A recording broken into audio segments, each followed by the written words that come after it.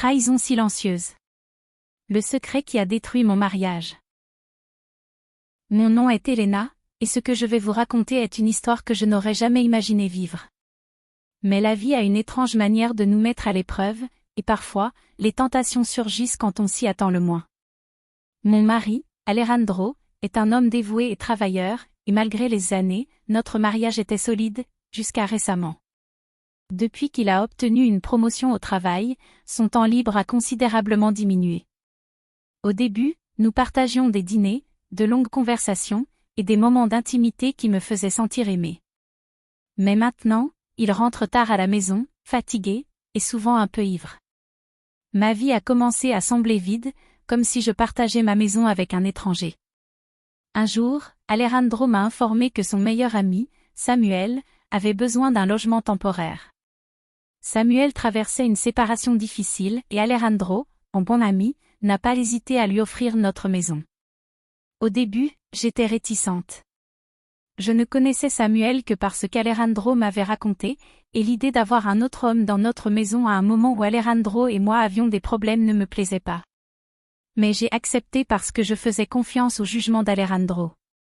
Samuel a emménagé chez nous un vendredi soir. C'était un homme charmant, toujours avec un sourire sur le visage, et sa présence à la maison s'est immédiatement fait sentir.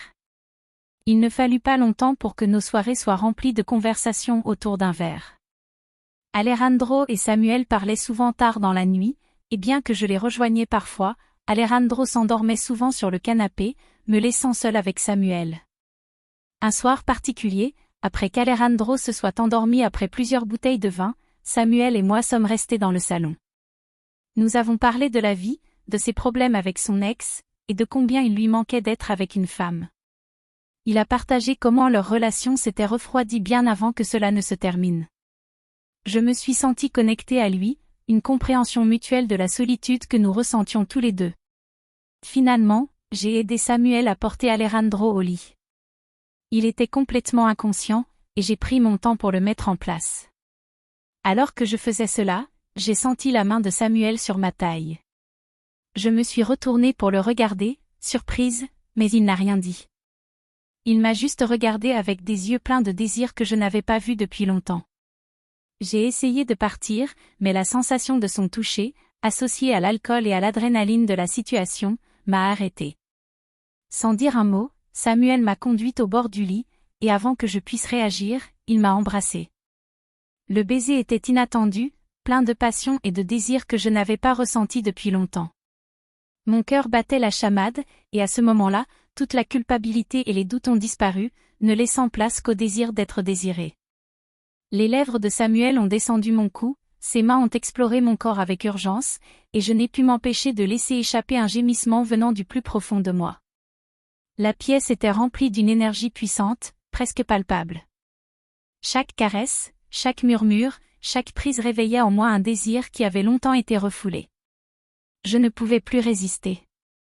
Je l'ai laissé prendre le contrôle, sentant comment nos respirations se synchronisaient, comment sa peau était chaude sous mes mains. Les gémissements sont devenus plus fréquents, plus intenses, alors que mon corps répondait à chaque mouvement avec une reddition totale. La nuit a continué dans une danse de passion et de désir intense. Nos corps se sont enlacés, les mains agrippant les draps, et les murmures sont devenus des souffles. Chaque seconde semblait infinie, chaque moment un abîme de plaisir dans lequel je me plongeais sans penser aux conséquences. Samuel et moi étions deux âmes perdues, cherchant du réconfort dans la chaleur l'un de l'autre. Enfin, lorsque l'intensité a atteint son apogée, nous nous sommes allongés côte à côte, nos respirations entrelacées dans le silence de la nuit.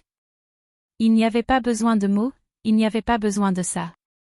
Le poids de ce qui s'était passé planait dans l'air, mais à cet instant, seule la fatigue et la satisfaction remplissaient mon esprit. Quand je me suis réveillée le lendemain matin, la lumière du soleil entrait par les fenêtres, illuminant la pièce. Alejandro dormait à côté de moi, inconscient de ce qui s'était passé. Je me suis levée doucement, essayant de comprendre ce que j'avais fait. La culpabilité a commencé à m'envahir, mais je savais que c'était un secret que je devais garder, quelque chose que je ne pourrais jamais avouer.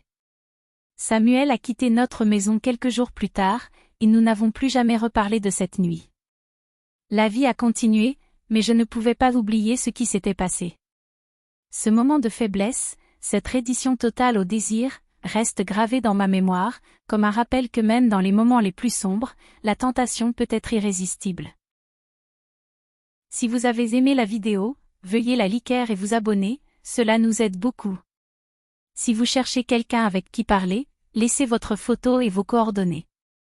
Nous inclurons notre adresse e-mail dans la description. Et vous, quelle est votre histoire ?